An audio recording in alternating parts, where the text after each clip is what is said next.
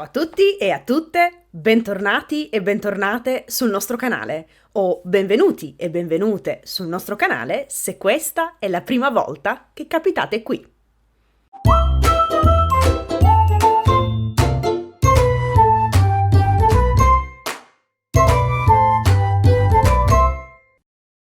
Allora, innanzitutto, prima di incominciare, spero che stiate tutti e tutte bene e che abbiate passato delle bellissime vacanze di Natale. Detto questo, nella lezione di oggi voglio parlarvi di un altro pronome, e cioè del pronome lo. La scorsa settimana abbiamo visto insieme l'uso in italiano del pronome ciò.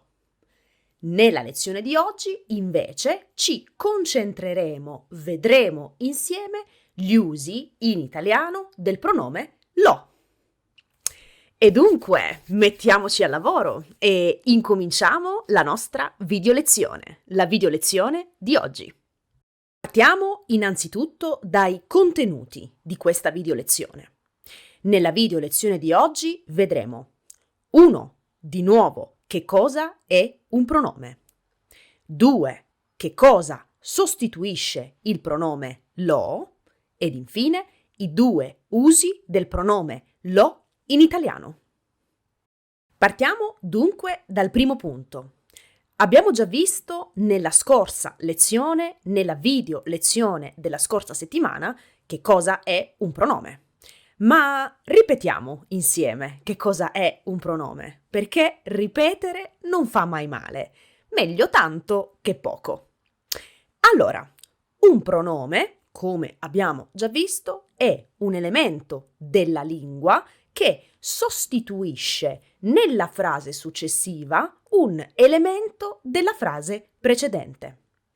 Abbiamo anche visto che nella lingua italiana un pronome può sostituire o un nome, oppure un'intera frase o un'intera parte della frase precedente.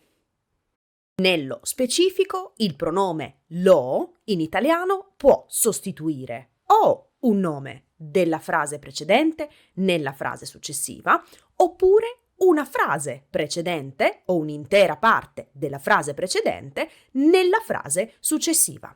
Dunque, ripetiamo, in italiano il pronome lo può sostituire o un nome oppure un'intera frase o un'intera parte della frase precedente. Adesso, invece, analizziamo insieme il primo uso in italiano, nella lingua italiana, del pronome lo.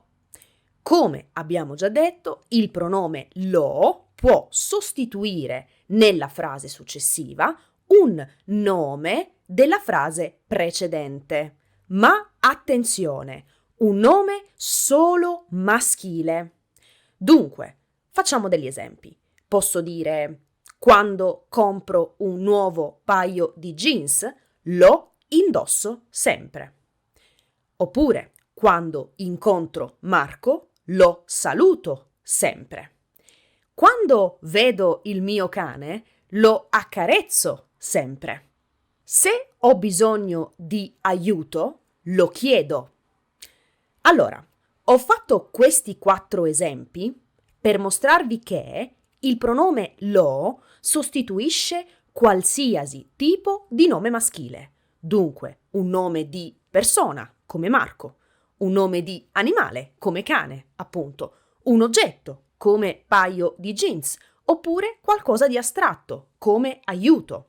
Dunque, questo è importante da ricordare, il pronome lo sostituisce nella frase successiva un nome maschile della frase precedente e un nome maschile di qualsiasi tipo: persona, animale, cosa e astratto. Adesso, invece, fermiamoci per riflettere su 2 punti importanti. Il primo punto è che, come avete potuto notare, lo sostituisce nomi maschili di qualsiasi tipo e singolari, sempre singolari. Quindi paio di jeans, il paio di jeans, oppure cane, il cane, oppure Marco, Marco, persona, singolare, oppure aiuto, l'aiuto, nome singolare. Dunque, sostituisce nomi maschili e sostituisce nomi singolari, sempre. Il secondo punto, invece, è, sicuramente avete notato questa cosa, il secondo punto è che, come vedete, nella frase successiva, lo ha la funzione di oggetto del verbo. E questo è molto importante, perché lo ha solamente come pronome nella frase successiva la funzione di oggetto e solo di oggetto del verbo e non di soggetto come ciò, ad esempio, ok? Quindi lo ha la funzione di oggetto per il verbo della frase successiva. Se volete approfondire il concetto di oggetto, vi consiglio di guardare un video che ho pubblicato un po' di tempo fa. Il video si chiama Il soggetto e l'oggetto.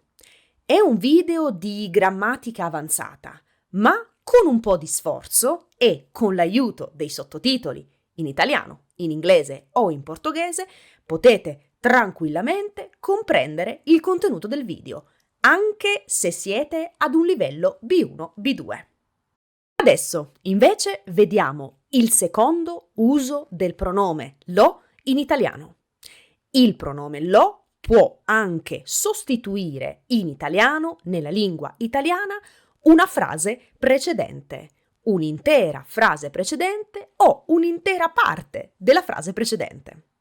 Ma facciamo degli esempi.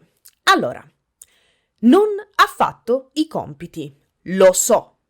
In questa frase lo sostituisce l'intera frase non ha fatto i compiti. Dunque, vedete in questo primo esempio che lo può essere usato all'interno della stessa frase.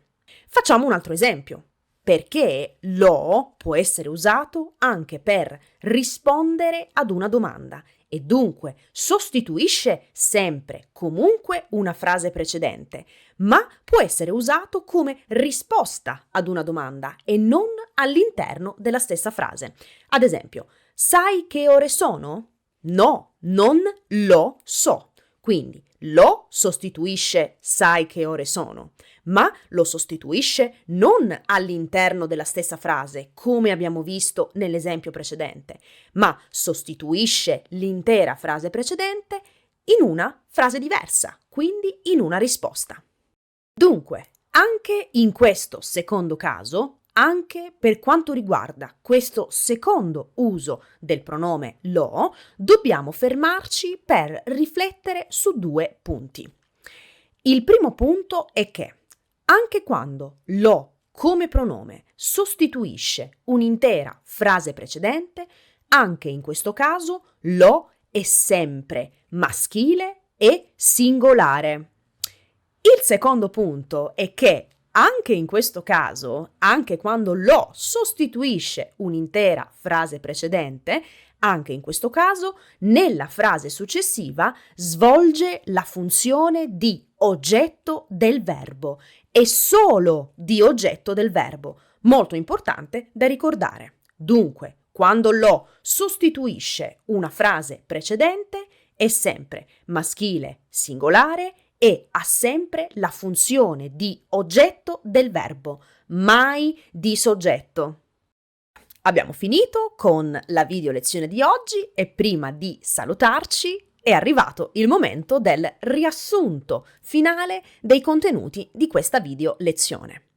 Nella video lezione di oggi abbiamo visto insieme l'uso del pronome lo in italiano. Il pronome lo in italiano può sostituire nella frase successiva o un nome della frase precedente o un'intera frase precedente nella frase successiva. Partiamo dal primo uso. Quando lo nella frase successiva sostituisce un nome della frase precedente, 1 è sempre singolare, 2 è sempre maschile, 3 può sostituire nomi di qualsiasi tipo, dunque persona, cosa, animale, astratto, ed infine ha sempre la funzione di oggetto del verbo. Per quanto riguarda invece il secondo uso, lo può sostituire nella frase successiva un'intera frase precedente. Può sostituire un'intera frase precedente sia all'interno della stessa frase che come risposta ad una domanda precedente. In questo secondo uso, anche in questo secondo uso, lo è sempre singolare e maschile. E anche in questo secondo uso lo ha solamente la funzione di oggetto del verbo. Bene, anche oggi ho concluso con la video lezione. Spero che tutto è stato chiaro per voi e mi raccomando, se avete delle domande e se c'è qualcosa che non è chiaro, scrivetemi nei commenti, qui sotto nei commenti di YouTube. Inoltre, se volete esercitarvi su questo argomento, vi consiglio di visitare il nostro sito lernilango.com. Sul nostro sito troverete degli esercizi su questo argomento, cioè sull'uso di lo in italiano. Io vi ringrazio di essere arrivati e arrivate fino alla fine, vi ringrazio dell'ascolto e ci sentiamo alla prossima lezione. Ciao ragazzi e ciao ragazze!